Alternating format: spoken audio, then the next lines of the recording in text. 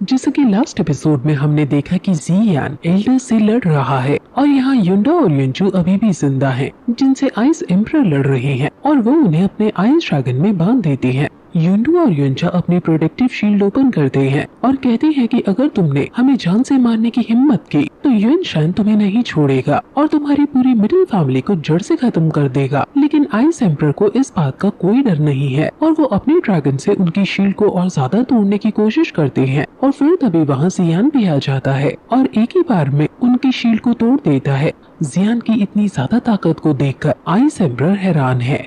जब उन्होंने अभी युनशान का नाम लिया तो जियान के तन बदन में आग लग गई और वो उसका नाम चिल्लाते हुए उन एल्डर्स पर हमला करने लगता है और कहता है कि युनशान को अपने सारे कर्ज चुकाने होंगे। वो एक एल्डर को अपनी तलवार से बहुत पीटता है और फिर उसे नीचे फेंक देता है, लेकिन तभी दूसरा एल्डर उस पर ऊपर से हमला कर देता है, लेकिन वो उसको भी नीचे अपनी तलवार मारकर फेंक देता है और गिरते हुए एल्डर को फिर से अपने सकिंग पाम का यूज करके पकड़ लेता है और उसे अपने पास बुलाकर अपनी तलवार को जोर से उसकी छाती पर मारता है, जिससे वो हवा की स्पीड से नीचे गिरने लगता है और नीचे जमीन पर जाकर टकराता है और फिर अपने ऑरा को उस पर छोड़ता है। इस ऑरा की इंटेंसिटी इतनी ज्यादा थी कि ये बहुत दूर तक के लोगों को सुनाई देती है। यूजी जो कि टेंपल में बैठकर मेडिटेट कर रही थी, वो इस ऑरा को नोटिस कर लेती है कि ये तो जियान का ऑरा है, लेकिन ऐसा कैसे हो सकता है? क्या वो वापस आ गया है? वहीं युनशान के पास उसका सैनिक आता है जो बताता है कि युंडू और बाकी 7 एल्डर्स का सोल बैच टूट गया है अचानक से। ये तो बहुत बुरा अपशगुन है और फिर तभी वहाँ बाकी 2 एल्डर्स के भी सोल बैच टूट जाते हैं, जैसे इंडियन सीरियल्स में किसी के नाम का दिया जलाते हैं और अगर वो शख्स मर जाता है तो उसे दिए के बुझने से डिनोट करते हैं। ऐसे ही यहाँ हर एल्डर के सोल बैच है जो इनकी लाइफ को बताते हैं और क्योंकि सभी के सोल बैच खुद ब खुद एक्सप्लोड हो गए हैं, इसलिए वो समझ जाते हैं कि ये सभी एल्डर्स युंडू और युंचा समेत मर चुके हैं। वहाँ खड़े एल्डर सोच में पड़ जाते हैं कि आखिर ये कैसे हो गया। मिडिल फैमिली तो इतनी स्ट्रॉन्ग नहीं है कि हमारे 9 एल्डर्स को अकेले मार सके। क्या उन्होंने रॉयल फैमिली से हाथ मिला लिया है? युनशान समझ जाता है कि ये सब जियान के कारण है। वो वापस आ गया है। एल्डर्स डिस्कस करते हैं कि क्या वो अभी तक जिंदा है और उसके अंदर वापस यहाँ आने की हिम्मत कैसे आ गई है, लेकिन फिर भी उसके लिए भी युंडू और युंचा को मारना तो असंभव है। आखिर उसने उन्हें कैसे मार दिया? युनशान कहता है कि जितना वो टैलेंटेड था उस हिसाब से वो अभी डॉ हुआंग पर होगा। पिछली बार मैंने उसे बहुत ज्यादा अंडर एस्टिमेट कर दिया था, जिस वजह से वो भाग निकला और अब वो ताकतवर होकर लौटा है। इस बार मुझे खुद ही उसे मारना होगा। वो तुरंत ये ऑर्डर देता है कि अब से युनलैन सेक्ट के अंदर और ज्यादा स्ट्रिक्ट अलर्टनेस ला दो और जैसे ही कोई भी संदिग्ध आदमी दिखे उसे बिना सोचे समझे जान से खत्म कर डालो। उसके इस ऑर्डर से हम समझ जाते हैं कि उसको जियान का कितना ज्यादा खौफ है।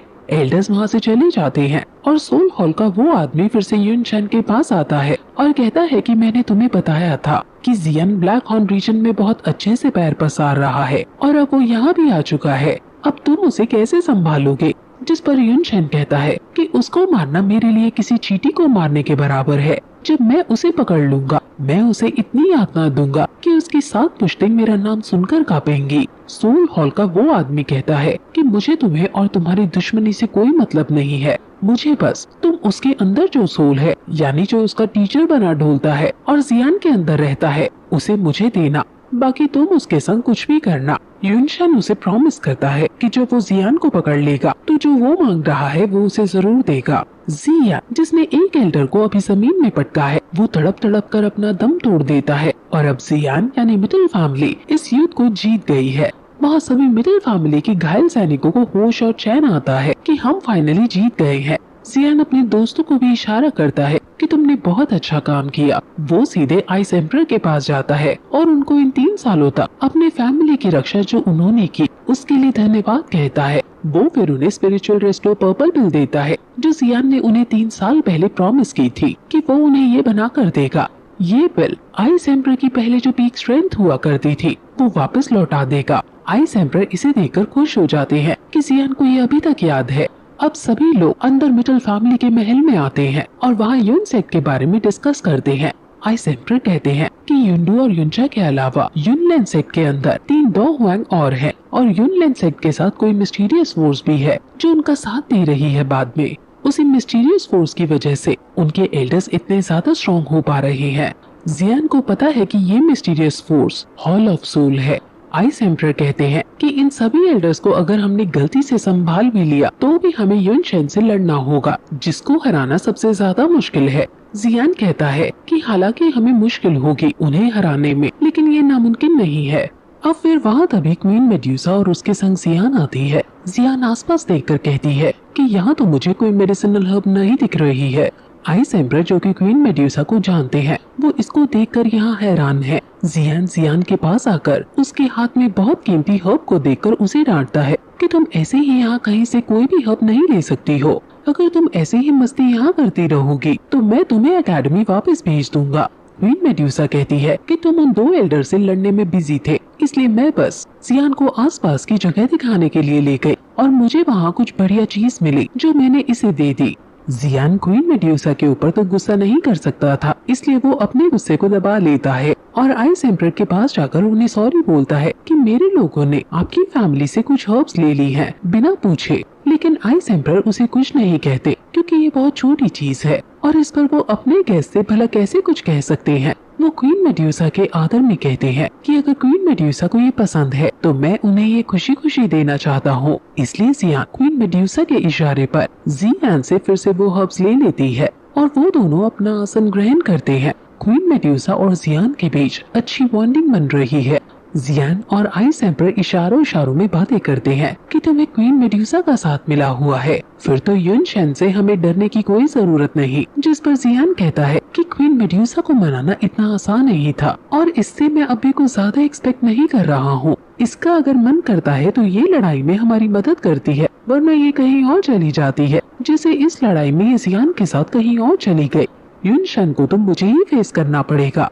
आइस एम्परर कहता है कि युन सेट को फेस करने के लिए मैंने कई फैमिलीज जैसे कि मू फैमिली, नलन family, association of medicine masters और रॉयल फैमिली से कांटेक्ट किया था और उनको इस युद्ध में इनवाइट करने की कोशिश की थी और इनमें से कुछ फैमिलीज तो हमारी बात मान गई है, लेकिन कुछ नहीं मानी है। हमें शायद बाकी फैमिलीज को और परसुएट करने की कोशिश करनी चाहिए। जियाओ तिंग भी यही जियान को सलाह देता है क्योंकि जितने ज्यादा लोग हों इस युद्ध में हमारी साइड उतना ज्यादा अच्छा है हमारे लिए।